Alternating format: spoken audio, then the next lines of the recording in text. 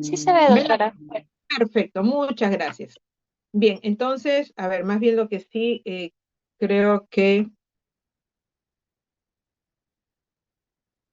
voy a tener acá. Ya. Si hay algún problema, me avisan, si no, para poder apagar mi video y poder tener mejor señal. Pero yo creo que como estoy en un área un poco más este, de mejor calidad con la conexión, no va a haber ningún problema. Bien, soy la doctora Mendiola, ya nos habíamos visto en la clase anterior y esta vez voy a tocar el tema sobre crecimiento del niño.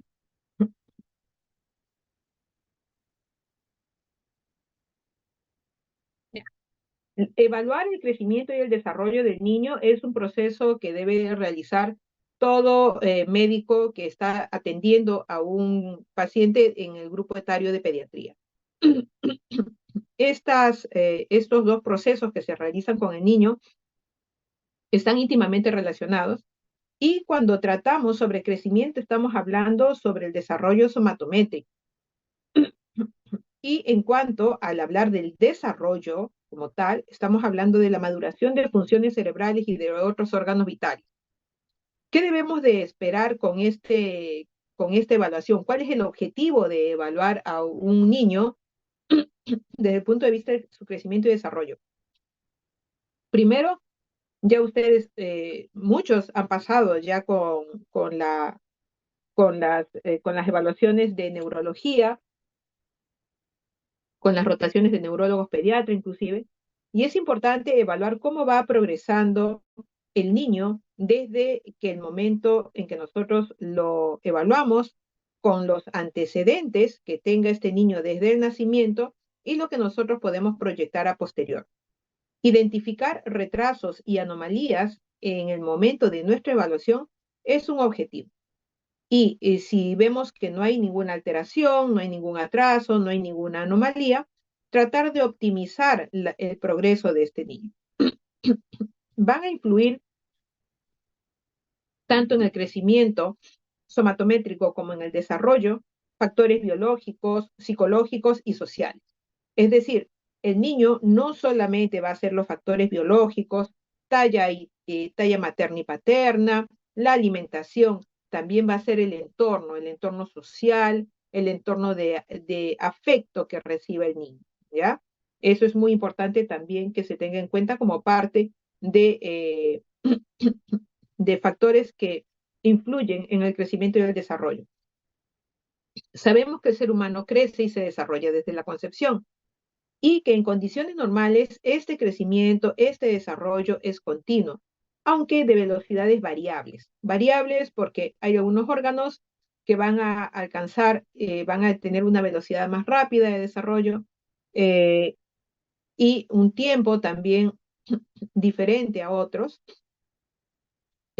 También vamos a ver que las velocidades de la ganancia somatométrica tiene periodos de velocidad muy rápida, como luego periodos, digamos, lentos en el crecimiento y llegar a un periodo de la parte somatométrica quedarse estacionaria. Hay tres fenómenos que caracterizan entonces el proceso de crecimiento y el desarrollo, que van a ser cambios en la magnitud, es decir, las dimensiones, cambios en las características y, por otro lado, perfeccionamiento de estructuras y de funciones. El crecimiento y el desarrollo de un producto pasa por dos periodos, ¿no? El periodo embrionario en la primera semana caracteriza justamente el inicio de este periodo embrionario que empieza con la fertilización e implantación. Luego, para la semana 2, tenemos ya el embrión bilaminar. Para la semana 3 el trilaminar, así que puede haber un poco como que eh, una, una relación cuando quiero recordarlo. Para la semana 4 ya el embrión empieza a plegarse, empiezan a aparecer yemas de brazos y piernas, y la longitud desde el vértex hasta el coxis va de 4 a 5 milímetros. Para la semana 5 tenemos el desarrollo de las placodas de los cristalinos de la boca primitiva y rayos digitales en manos. Para la semana 6 ya tenemos una nariz primitiva, un filtrum, un paladar primario y la longitud vértex coxis que va ya de 21 a 23 milímetros. Casi se ha hecho 5 veces esa longitud en solamente 2 semanas. Para la semana 7 se empiezan a formar los párpados y para la semana 8 ya se puede hacer una distinción de las gónadas. El periodo fetal, que da su inicio en la semana 9, vamos a encontrar un producto con una longitud vértex coxis de 5 centímetros y un peso de 9 gramos. Para la semana 10 ya empiezan a aparecer los genitales externos. Para la semana 20, que es el límite inferior usual de viabilidad, tenemos un producto con un peso de 460 gramos si está desarrollándose de manera adecuada y una longitud de 19 centímetros. Ya para la semana 25 estamos iniciando el tercer trimestre y el peso está entre 900 gramos y una longitud de 25 centímetros, ¿no? Para la semana 28 ya abren los ojitos y tenemos un peso de 1.300 gramos y para la semana 38 están a término, ¿no? Entonces, eso es como se va produciendo el crecimiento y el desarrollo del producto. Y si nosotros hacemos una comparación de cómo son las proporciones corporales, ¿no? En la etapa fetal pueden ver a los 2 meses y a los 5 meses, como por ejemplo a los 2 meses prácticamente el tamaño de la cabeza en global forma parte del 50% de la dimensión del cuerpo. Para recién nacido, casi es la cuarta parte, aunque en realidad eso lo consigue a los 2 años.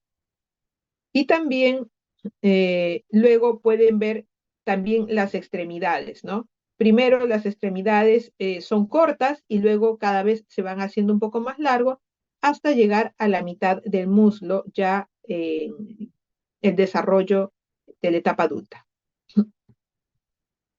¿Qué debemos de recordar en cuanto al crecimiento en el primer año? Sabemos bien que el peso del recién nacido puede disminuir hasta un 10% la primera semana, pero esto debe de mejorar, es decir, debe haber una recuperación o superar el peso del nacimiento ya a las 2 semanas de vida. Nosotros en el gráfico de abajo, podemos ver, por ejemplo, de acuerdo a los meses que se diferencian en 3 meses cada uno, de 0 a 3 son trimestres, de 3 a 6, de 6 a 9, de 9 a 12, cómo va el aumento de peso diario en gramos, cómo va cambiando, va disminuyendo la ganancia de peso diario por cada trimestre. Y la longitud en crecimiento también va disminuyendo en cada trimestre.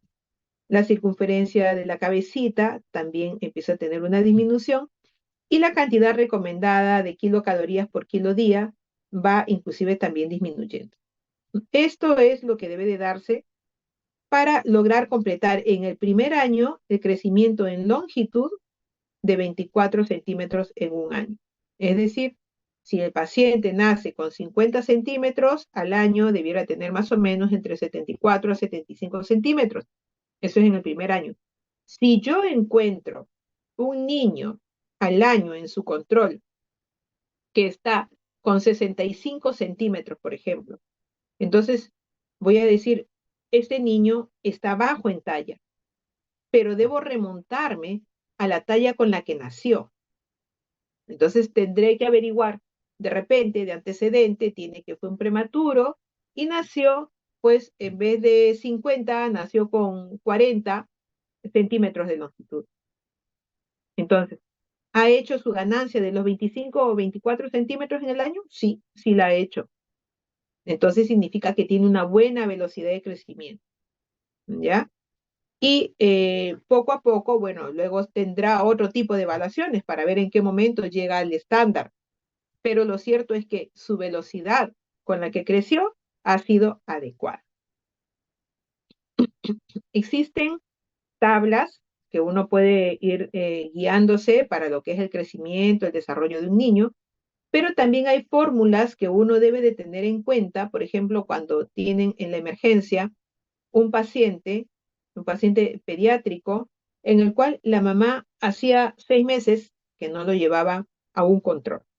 Por lo tanto, no tienen peso, no tienen talla, no tienen nada, ningún índice somatométrico para que ustedes puedan dejar indicaciones.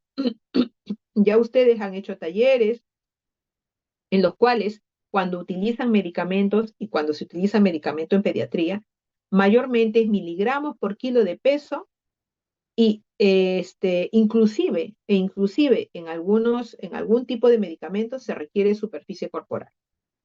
Por lo tanto, ustedes tienen que tener sus parámetros para poder utilizar, para poder saber más o menos si es un niño, por lo demás, eutrófico, es un niño que no tiene ninguna patología de por medio, pueden hacer el cálculo con estas fórmulas que están acá, ¿no? Al nacer, un peso aproximado de 3,250, llega un recién nacido que nació aparentemente bien, de repente está haciendo una hipoglicemia, pero nadie sabe el peso, ustedes entonces al cálculo, ya más o menos 3 kilos, tengo que darle cuánto era para la hipoglicemia de bolo, 2 ml de dextrosa al 10% por kilo de peso.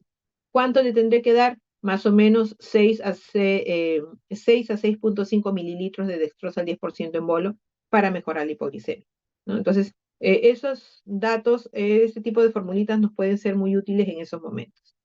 Entre los 3 y los 12 meses,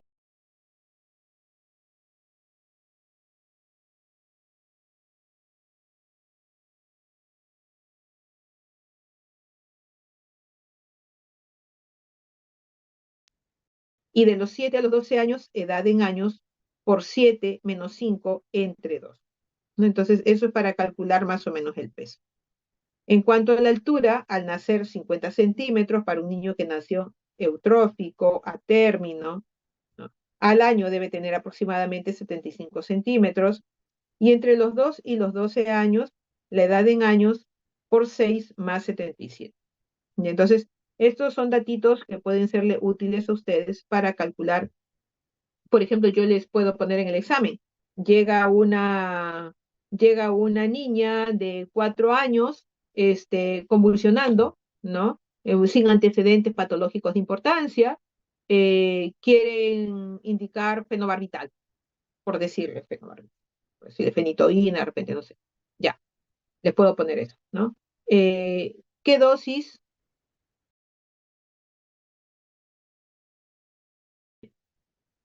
Una niña eutrófica, una niña sin antecedentes de nada, tiene 4 añitos, y la mamá está hecho un mar de lágrimas y no trajo tarjeta porque estaba comprando en la tienda y ahí se cayó y convulsionó, ¿no? Entonces, ustedes pueden tener rápidamente en la emergencia, él tiene 4 años, entonces más o menos debe tener tal peso, 4 por 2, 8, más 8, 16, debe tener 16 kilos aproximadamente, ya listo. Con 16 le calculo cuánto necesita, ¿ya? ¿Me entienden, verdad? Eso se entiende la razón de ser de esto. Muy bien, avancemos.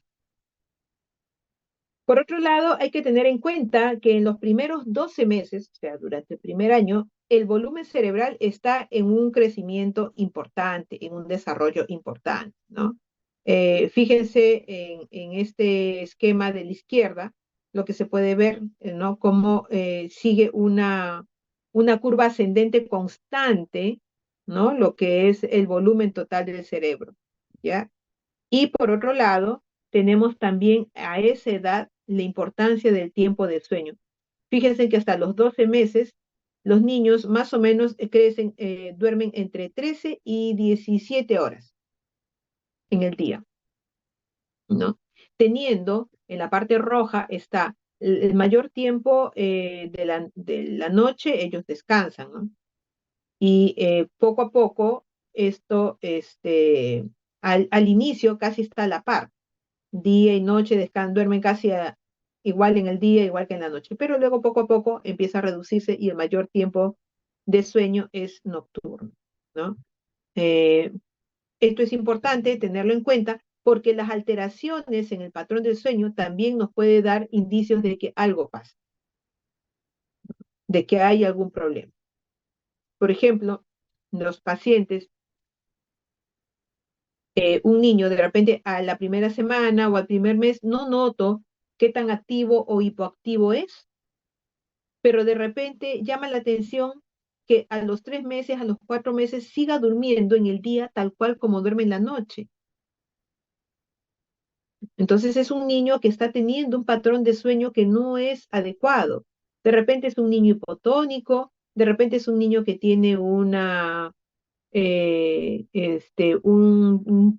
problema ventilatorio central, y entonces todo el sueño está, todo el tiempo de repente está en sueño, de repente tiene patrones de apnea que no son revisados, que no son evaluados. Por eso es muy importante también conocer el tiempo de sueño en ellos. Otro, otro punto importante en la evaluación del crecimiento y desarrollo en un niño de hasta el año es el desarrollo de la dentición, ¿no? Esto es muy importante, como ustedes pueden ver, hasta los 11 meses la erupción de los incisivos superiores.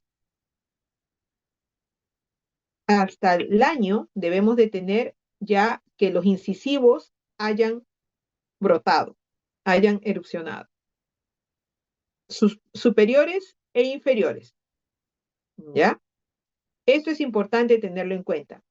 Si yo veo que es un paciente de 1 año, me lo llevan al control, año y medio de repente, y no ha tenido erupción de los dientes, y además lo reviso y es un niño que no está creciendo bien, ese niño puede tener un hipotiroidismo, puede tener una deficiencia de hormonas, puede tener un síndrome.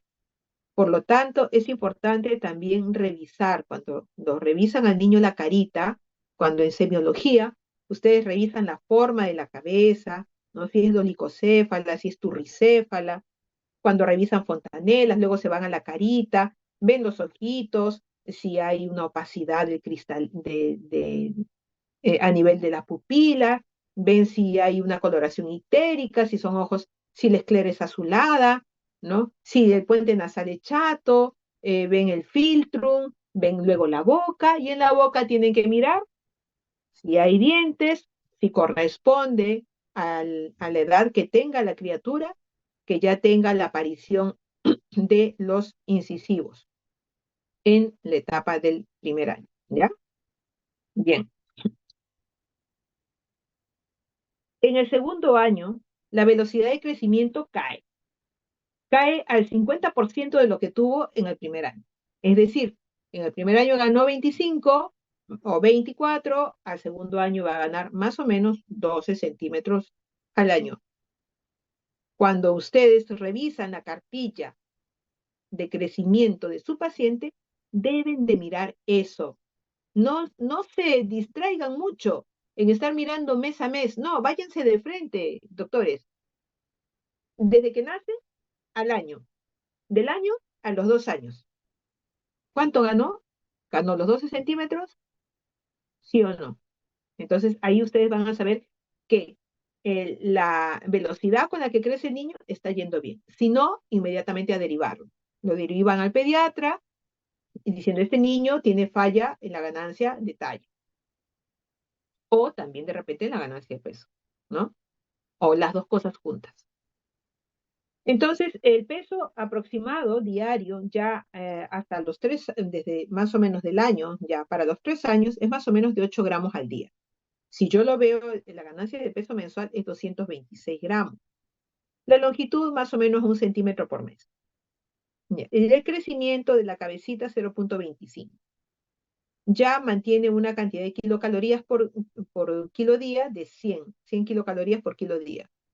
Entonces, si yo tengo un paciente que de repente tiene ya 2 años y va a la visita luego de 6 meses y se ha ganado 4 kilos, 5 kilos, ¿qué pasó, no? ¿Qué pasó? ¿Qué pasó con este niño? ¿Por qué ganó tanto? De repente le están dando unos suplementos que no corresponde, que no requiere, de repente le están llenando de pediachura al niño por todo lado, ¿no? Y de repente le están dando galletitas extras, chocolatitos. Entonces, Eso también hay que verlo, ¿no? Hay que ver ese tema de las ganancias de peso, ¿ya? En el segundo año, nosotros vamos a ver que el niño ya empieza a avanzar respecto al desarrollo motor y del lenguaje. Entonces, por la parte del desarrollo motor y del lenguaje, decimos que a partir del segundo año se inicia la independencia del niño, ¿no? Porque el niño ya solo se traslada, se transporta, pide, ¿no? Entonces eso es importante, ¿no? La independencia del niño. Respecto a al desarrollo del volumen, ya empieza a tener una caída también, como ustedes pueden ver en el gráfico de la izquierda, la ganancia de volumen. Igual está en crecimiento y continúa la mielinización. Eso no va a cambiar. Y respecto a su patrón de sueño, ya vemos que el patrón de sueño casi se establece más o menos entre 13 a 13 horas y media, de lo que era casi 17 horas al inicio, hasta los 2 años más o menos 13 a 13 horas, siendo ya menos las siestas del día, ¿no? Mayormente es dormir en la noche y van reduciéndose las siestas. En el preescolar, de 2 a 5 años, tenemos también, ya empieza a frenarse mucho más el crecimiento, la velocidad con la que crecen. Fíjense de pasar de 24 centímetros en primer año, 12 centímetros en el segundo año y pasar ahora a 8 centímetros por año. Y prácticamente se queda en un estándar hasta antes del inicio de la pubertad. ¿No? Hasta ahí. La ganancia de peso más o menos va a ser de 2 kilos por año. Y puede ocurrir en esta etapa por la independencia, por algunos patrones de alimentación que no son los nuestros, que en realidad copiamos de afuera, podemos dar origen, ahora más frecuente que antes, a la adiposidad de rebote temprano. Entonces, eso es un problema, esa es una patología o es un factor de mucho riesgo para la obesidad del adolescente y para la obesidad del adulto joven y por lo tanto resistencia a la insulina, diabetes tipo 2 o en general un síndrome metabólico en el adulto joven. ¿Ya? Por lo tanto es muy, muy, muy eh, importante de tenerlo mucho en cuidado, por favor, que revisen a esta etapa qué tanta ganancia de peso está teniendo el niño. El que sea gordito, que no es por el tema de gordito, sino porque el índice de masa corporal aumentado para la talla, o sea, el peso para la talla que esté incrementado, que nos dé un índice de masa corporal que nos lleve a sobrepeso u obesidad, es perjudicial para el futuro de ese niño en la adolescencia y en la adultez temprana. Entonces, tenemos que cuidar eso. Eso es lo que tenemos que cuidar. ¿Ya? Bien, continuamos. Estos son los gráficos de IMC y acorde a justamente lo que les decía, ¿no? La adiposidad temprana. Si ustedes ven en los gráficos, tanto de niñas como de niñas, pueden mirar cualquiera de los dos. El gráfico del índice de masa corporal es como una J echada, ¿no? Es como una J echada. Significa que a los 4 o 5 años cae el índice de masa corporal y debe de caer, porque después, a partir de los 6, 7 años, va a empezar a elevarse. Si nosotros tenemos que esta J no se da, tenemos que pasa esa caída que tiene la curva, nunca cae, se mantiene en alto, vamos a llevar a un niño al sobrepeso y a la obesidad tempranas y de manera constante. En los preescolares, saben ustedes bien, porque también ha pasado por esa edad poco, la energía física es máxima y la necesidad de sueño ya disminuye inclusive hasta 11 horas, que mayormente se va a dar en la noche. Hay que tener en cuenta también desde el punto de vista de la dentición, que que en los 3 años aparece, ya van a tener las criaturitas los primeros 20 dientes primarios. La agudeza visual se hace muy buena ya para los 4 añitos. Y respecto al cerebro, hay un incremento del área de la corteza y algunos cambios en el volumen. Ya los niños escolares de 6 a 11 años empiezan a tener otro tipo de comportamientos, hay que trabajar mucho el tema de la autoestima, ellos buscan mucho la aceptación de maestros, de otros adultos y compañeros, por eso es importante trabajar la autoestima a estas edades, ¿no? En realidad desde edades más tempranas para que estas edades se vaya consolidando. En cuanto a lo que es el crecimiento del niño, tienen una ganancia de 3 a 3,5 kilos por año. Van ganando masa muscular, van ganando mineralización ósea y va haciendo más pesadito su cuerpo. La velocidad con la que crecen puede estar en 8, pero antes de la pubertad puede caer hasta 6 centímetros por año y luego empezar su elevación. La mielinización, su perímetro cefálico, un crecimiento de 2 centímetros por año, la mielinización va a continuar hasta la adolescencia, con un pico de ganancia de sustancia gris entre los 12 y 14 años. Es esta etapa del niño del aprendizaje. Hay que ponerlos a aprender todo, todo, las cosas buenas obviamente, y enseñarles las cosas malas también. Pero hay que ponerlos a aprender, porque esa es la etapa de mayor captación. Entonces, es muy importante. También hay que considerar el tema de la pérdida de los dientes. Aproximadamente empieza a los 6 años, ¿no? Con una tasa de recambio de 4 piezas por año. Si yo tengo un niño, por ejemplo, que tiene 5 años y empieza a mudar los dientes, los primarios, algo está pasando, algo está acelerando este proceso de la parte ósea. Entonces, tomaré una radiografía de la mano, de repente se está acelerando su edad del hueso también, de repente tenemos una pubertad precoz y tenemos que pesquisarlo por los dientes. A veces son los odontólogos los que envían a los pacientes al pediatra diciendo, ¿sabes qué? Está cambiando muy rápido los dientes, que lo evalúen. Entonces, es un trabajo multidisciplinario, ¿no? En cuanto a la adolescencia, vamos a encontrar cambios rápidos de tamaño, ahí es donde van a dar el estirón puberal, o sea, en esa etapa va a estar el otro estirón de crecimiento, el estirón puberal, van a cambiar de forma, fisiología también corporales, y es muy importante acá el papel que juegan las hormonas. El crecimiento, entonces, podemos ver que es un poco simoideo, porque antes de la prepubertad como que empieza a haber una pequeña caidita y luego nuevamente sube, cuando hemos tenido en el primer año también un crecimiento rápido, una velocidad de crecimiento rápido, luego la velocidad cae un poco y luego nuevamente el estirón. El estirón puberal va a ser responsable casi del 15% del logro de la talla adulta. Y el pico de velocidades de crecimiento va a estar aproximadamente de 8 centímetros por año en las niñas y en los niños de 10 centímetros, pudiendo llegar en el pico máximo en las niñas hasta 10 más o menos centímetros por año y los niños 12 centímetros por año en el estirón. Es importante que reconozcan los estadios de maduración de Tanner.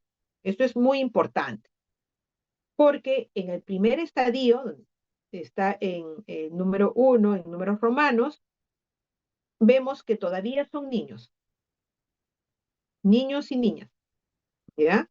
Donde el volumen testicular está en 3 máximos centímetros cúbicos en el orquidómetro o menos de 2,5 si se hace el estudio a veces ecográfico. Y en el estadio 2 empieza el botón mamario en las niñas y el desarrollo testicular en los varoncitos. ¿Ya?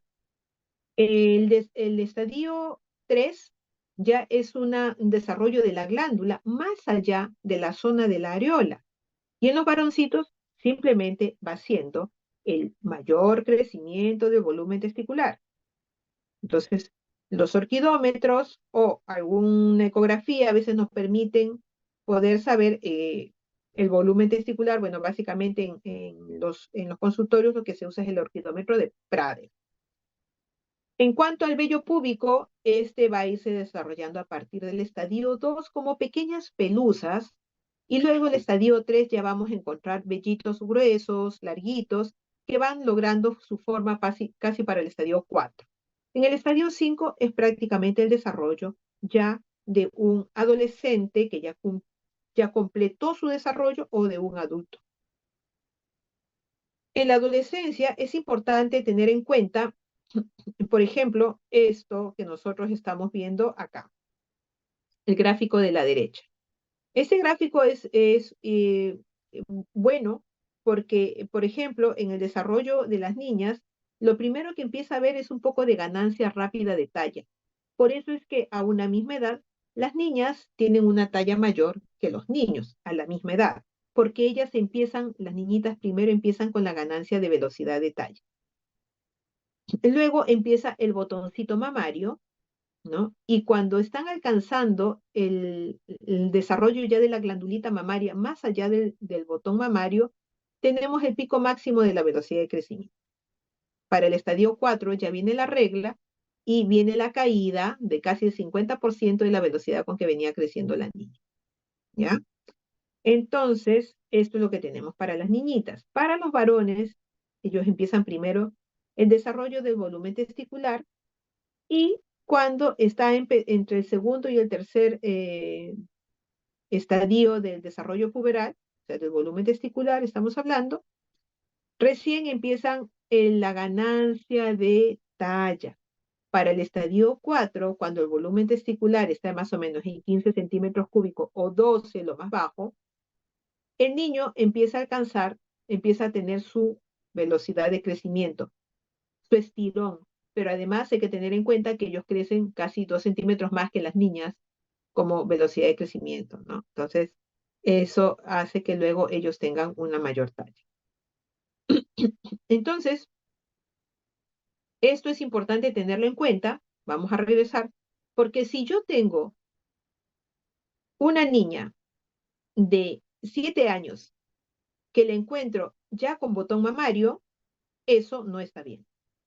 El estadio 2 es a partir de los 8 años en las niñas y el estadio 2 es a partir de los 9 años en los niños. ¿Ya? Bien, pasemos entonces a entender un poco respecto el tema de la adolescencia. Tenemos tres etapas, una etapa de la adolescencia temprana, la adolescencia media y la adolescencia tardía. Entonces, en la adolescencia temprana, ya están entre los 10 y los 13 años, pueden estar prepúberes, pero ya con un poco de niveles hormonales en progresión o llegar al estadio 2. Van a empezar caracteres sexuales secundarios, van a haber olor corporal, ya va a empezar a tener el olorcito axilar, algunos niñitos, algunas niñitas. En las niñitas empieza el crecimiento rápido, empiezan a interesarse de repente en los niños, niñas del sexo opuesto, eh, se preocupan mucho por sus cambios corporales, eso hay que tenerlo bien en claro, ¿no? Ya quieren un poquito la independencia, pero a veces no, a veces todavía están en la lucha de que soy niño o ya soy puber, y tratan en sus compañeritos todavía estar un poco en su mismo grupo, pero claro, ya se interesan a veces por el grupo, por el sexo opuesto, ¿no? Pero habitualmente paran en sus grupitos, ¿no? Todos los niños niñitos, todas las niñas juntas y así, ¿no? En la adolescencia media, que forman parte más o menos los niños de 14, niños y niñas de 14 a 16 años, pueden estar ya en el estadio 3 para el estadio 4 en realidad, o sea, haber completado prácticamente en alguno de ellos su desarrollo puberal, ¿no? Ya han alcanzado su pico de crecimiento en altura, algunos chicos pueden ser que no, y son los maduradores tardíos o los que tienen retraso constitucional en crecimiento, son aquellos chicos que en talla todavía no alcanzaron el potencial y son los bajos del grupo, pero luego cuando terminan la secundaria los emparejaron a los que estaban muy avanzados en talla, ¿no? En este caso puede haber el acné, puede llamar la atención, bueno, la regla también, la espermaquía también, ¿no? Y empiezan a tener necesidad de experimentaciones sobre sus caracteres, sobre su sexo, sobre sus impulsos sexuales. Su pensamiento a veces es abstracto, cuestionan mucho, cuestionan las reglas, las normas de casa, cuestionan todo lo que los padres digan o sus tutores, ¿no? Se preocupan mucho por el tema de la estética, ¿no? tratan de buscar mucho la aceptación, eh, pero también hay que tener mucho cuidado porque es cuando pueden estar sufriendo este fenómeno del bullying, ¿no? Entonces hay que tener mucho cuidado. Bueno, y por último tenemos la adolescencia tardía, que ya son los más grandecitos, el crecimiento ya es mucho más lento, ya los maduradores tardíos pueden todavía de repente seguir creciendo, consolidación de su identidad sexual, hay mucho idealismo a esta edad, o absolutismo también. Ya la imagen corporal se hace más estable, ¿no? Se hace más estable. Eh, Son independientes, pero saben del apoyo de la familia, ¿no? Tienen sustentada su base en una familia que les dé mucho apoyo y ya suelen tener muchas decisiones también sobre su futuro, ¿no? Van pensando en el futuro. Eso es en cuanto al desarrollo de los chicos. Ahora es importante que ustedes como médicos sepan que existen técnicas de medición de indicadores de crecimiento, porque si estoy en el consultorio, pues cómo voy a tener las medidas del paciente? La longitud hasta los 2 años, excepto que el niño no pueda mantenerse en la bipedestación a partir de los 2 años en adelante por enfermedades, debe de ser echado hasta los 2 años, ¿no? Esa es la manera que se debe hacer la longitud. Y en talla, como les enseño a algunos de los alumnos que pasan en la rotación conmigo en la consulta externa, el paciente debe de tener estos puntos firmes como está en la figura, ¿no? El talón debe chocar con la base del tallímetro, los glúteos, la espalda y la parte del occipucio, ¿no? Con una mirada que sea horizontal al piso, esa es la posición de Frankfurt, y esa es la mejor posición para hacer la medición de la estatura, de la talla, ¿ya? Esto solamente para que lo recuerden, como es el tema de la talla en los chicos que ya lo hemos visto antes. Ahora, pero bueno, yo evalúo la talla, veo, y ¿por qué se suele preguntar la talla a los papás?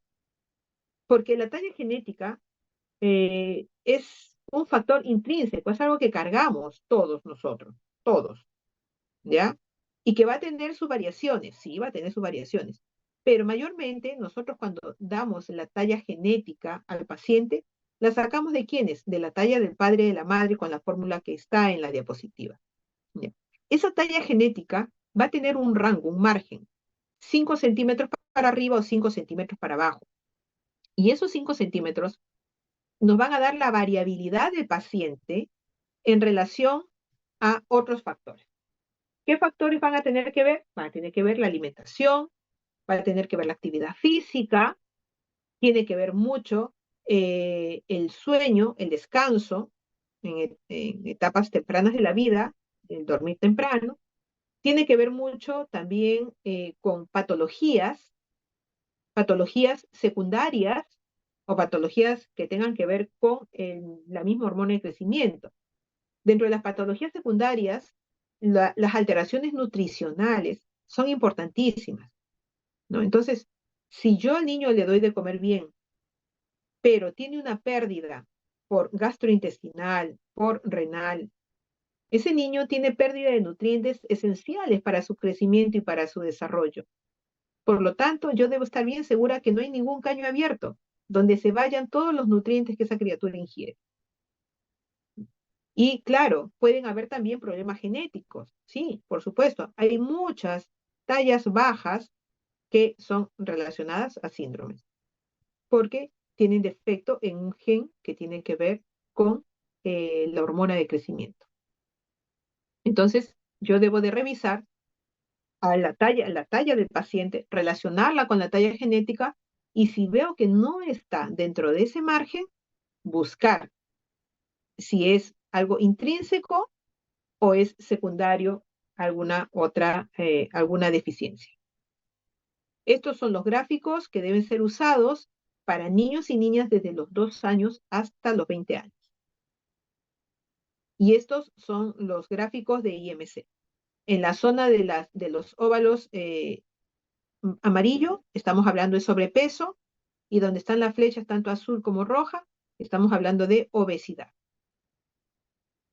Con respecto a los gráficos de la velocidad de crecimiento, también es importante que ustedes lo conozcan. Ya ustedes saben cómo es la velocidad de crecimiento de determinadas edades o etapas de este grupo pediátrico. Pero es importante también que si yo puedo encontrar o que si yo encuentro que la velocidad de crecimiento de mis pacientes está cayendo por esta zona del percentil 25 para abajo, estoy teniendo una mala velocidad de crecimiento. Y hay que averiguar qué está pasando. ¿Cada qué tiempo yo debo de ver una velocidad de crecimiento? Como médico para un niño, una niña X, su control habitual. 3 meses en lactantes y 6 meses en niños mayores de 1 año. Hay otros indicadores que también deben de conocer, que son los segmentos corporales. El segmento superior, que se mide en la talla, se mide sentado, el paciente en una talla sentado, la parte de la cabecita y el tronco, el vértice hasta el isquio, y el segmento inferior, distancia de la sínfisis de pubis hasta el piso, medido de pie. Esta relación de segmento superior y segmento inferior, como le había mostrado en el gráfico, donde estaban también las proporciones corporales, en el recién nacido es de 1.7. O sea, los segmentos superior es un poquito más corto. Luego, hasta los 10 años va 1, a partir de los 10 años 1 y mayores de 10 años 0.9. En cuanto a la brazada, mide la distancia entre los extremos de los dedos más largos de ambas manos con los brazos en extensión. Durante la infancia y la niñez temprana, esta medida es menor que la talla, es decir, los brazos los tienen ellos más cortos, pero luego se iguala alrededor de los 10 años en niños de 12 años y finalmente puede ser superada. Es importante porque si yo tengo un niño o una niña con talla baja, estos segmentos corporales también deben ser medidos. En cuanto al peso y el cálculo del peso para la talla o índice de masa corporal, respecto a los menores de 2 años, debe utilizarse el peso para la talla y los mayores de 2 años el índice de masa corporal. Y les dejo para que ustedes puedan también tener en cuenta la velocidad de crecimiento, la fórmula para hallarla. Muy bien. Vamos entonces a pasar,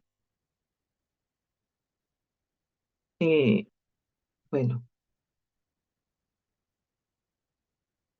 bien. Hasta acá era lo que quería compartirles, lo que quería mostrarles. Yo envío a la delegada, de la Almenara para que le pase, porque a ella la tengo en el WhatsApp, para que pase a todos las diapositivas, por favor, de la clase del día de hoy.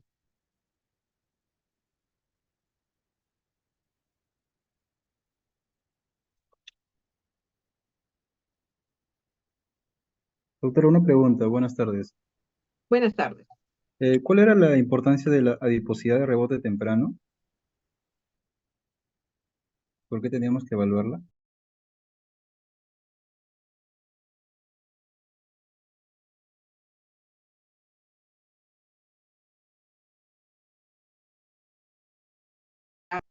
El incremento de peso para la talla, o sea, tener en el índice de masa corporal en obesidad o sobrepeso, en esas etapas del desarrollo donde estaba el gráfico, va a generar un hiperinsulinismo que es de muy difícil manejo posteriormente, porque rápidamente, porque el niño va a quedar en un proceso de sobrepeso o obesidad y luego en el tiempo rápidamente puede pasar a mantener este hiperinsulinismo inclusive hasta etapas de la adolescencia. Y en la adolescencia hay un estado que se llama hiperinsulinismo fisiológico, digamos, sumado este hiperinsulinismo desde esta etapa de los 4 o 5 años, puede generar en el paciente una diabetes temprana, una diabetes tipo 2, algunas otras características de síndrome metabólicos para adolescentes o adultos. No digo síndrome metabólico en niños, porque en realidad diagnóstico de síndrome metabólico como niño no existe, no existe, porque en niños el problema es más estudiar o tratar las comorbilidades o las complicaciones que se pueden generar en obesidad, ¿no? Eh, el síndrome metabólico básicamente se acuña para adultos. Los criterios son acuñados para adultos, pero sí puede generar esta obesidad de rebote, problemas tempranos en la obesidad del niño, en un patrón, una conducta alimentaria dañina, perjudicial, y llevar a estados de la adolescencia con obesidad, hiperinsulinismo y ahí sí, problemas de hasta diabetes tipo 2 en adolescentes, ¿no? Que eso sí no es tan infrecuente, ¿no? No es tan infrecuente ahora con todos estos cambios alimentarios que tenemos. Ok, doctora, gracias. De nada. Doctora, una pregunta. Buenas Sí, tardes. Con bueno, respecto a la brazada que había mencionado que tenía que ser, me parece menor que la talla. En caso esto no se dé, ¿de qué trastorno podríamos sospechar? ¿De algún trastorno en específico? a ver, si yo tengo un niño menos de 10 años y que tenga una brazada muy, muy corta, entonces yo puedo pensar que de repente tiene un problema sindrómico, ¿no? Un síndrome, y habrá que verificarlo con acortamiento de extremidades, ¿no? Si yo tengo un niño con una brazada muy larga para su talla, significa que puedo tener un acortamiento de los segmentos inferiores. Significa que las piernas de repente son cortas. Entonces, tendré que buscar también medidas, la mesuración de los miembros inferiores para saber si son acordes para la edad del niño. Entonces, cuando yo tengo una desproporción de los segmentos, a lo que me va a ayudar es a saber si este niño tiene algún síndrome donde existe un acortamiento de extremidad. Y esto es importante porque de repente tengo un hipocondroplásico, ¿no? Por ejemplo, los hipocondroplásicos a veces no son tan bajitos como no son bajitos en extremo como los acondroplásicos, pero a veces hay algunas variantes de los hipocondroplásicos donde solamente pueden tener reducción de los segmentos superiores, ¿no? Y son adultos y los brazos no llegan a la mitad del muslo, los brazos llegan más o menos para empezar las caderas.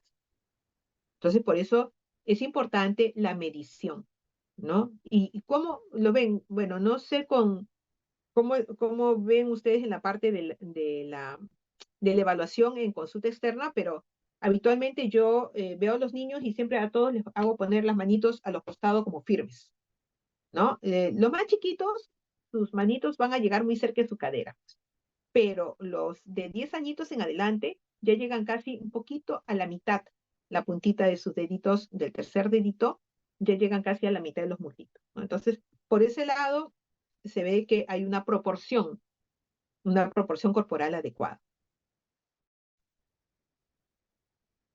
Está bien, doctora, gracias. De nada. Doctor, una pregunta. Buenas tardes. Sí, buenas tardes. Con respecto al crecimiento en el primer año, mencionó que esto difiere en el prematuro. Eh, no entendí muy bien el ejemplo que dio, pero podría decirse de que es con la edad corregida. Lo que pasa es que yo hablé de velocidad de crecimiento. Tenemos un prematuro o un pequeño paredaje estacional. Si nace con una talla X, ponle 40. Lo cierto es que al año tiene que haber ganado 25 centímetros, al menos para saber que la velocidad de crecimiento está buena. Pero los pequeños paredajes estacional, sobre todo los pequeños paredajes estacional, ellos pueden tener un retraso en lograr su carril de crecimiento. Entonces, eso se llama, bueno, a ver, en inglés le llaman el catch-up, este, hacia su carril que genéticamente le pueda tocar, que de repente puede a veces ser bajo porque pueden tener una talla baja familiar o no, pero lo importante es que lleguen a su carril genético entre el segundo y el cuarto año de vida. Pero tuvieron una buena velocidad de crecimiento en el primer año. O sea, nació con 40, era prematuro, todo, nació con 40 y logró sus 25 centímetros en el año, 24, 25 centímetros en el año. Entonces, él ha tenido una buena velocidad de crecimiento, pero falta que llegue a su talla que genéticamente le toca. Tenemos que darle tiempo, tenemos que darle el chance a que llegue a esa talla, ¿no? ¿Hasta cuándo? Hasta los 4 años. Los americanos dicen, no, 2 años nomás. Inmediatamente, si no llega a su talla que le corresponde, su talla genética, pueden estarle empezando hormona de crecimiento. Pero las escuelas europeas son un poco más tranquilas, más pausadas, dicen, no, déjalo hasta los 4 años. Porque el 50% de estos niños a los 2 años puede lograr su carril y hay otro 50% que lo puede demorar un poquito más. Entonces, esperarse hasta los 4 años es darle la posibilidad al niño de que en vez de que haga luego esos 12 centímetros en el segundo año, de repente hace un poco más, hace 15 centímetros, y de repente luego no hace 8, sino hace 10, pueda lograr entrar a su carril, ¿no? Ya si no logra la entrada a su carril, entonces, bueno, ahí sí tendrá que actuar el endocrinólogo pediatra para saber si el niño está en una desviación estándar de su talla para su edad del momento, ya no edad corregida, para su edad del momento, saber si está en una desviación estándar de menos 2.25 o menos para poder ayudarlo en el tema de que consiga su talla genética, no más arriba tampoco, ¿no? La talla genética, nada. Ah, ok, doctora. Entonces, también con respecto al peso, los que nacen con bajo peso, ¿se calcula de la misma manera al tercer o Al doceavo mes? inicio sí. Al inicio, si la ganancia de peso, al inicio, el primer año, si la ganancia de peso del niño viene siendo correcta mes a mes, obviamente el niño no se enferma, está desarrollándose bien, entonces hay que hacerlo una edad corregida, ¿no? Pero, como vuelvo a repetir, después del año ellos tienen que empezar a entrar o ir subiendo hacia su carril. Ellos tienen que empezar a moverse a su carril. Ah, ok, doctora, gracias. De nada.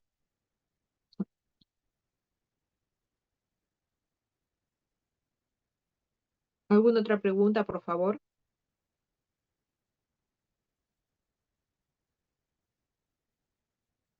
Bien, creo que ya están ahorita en la siguiente clase.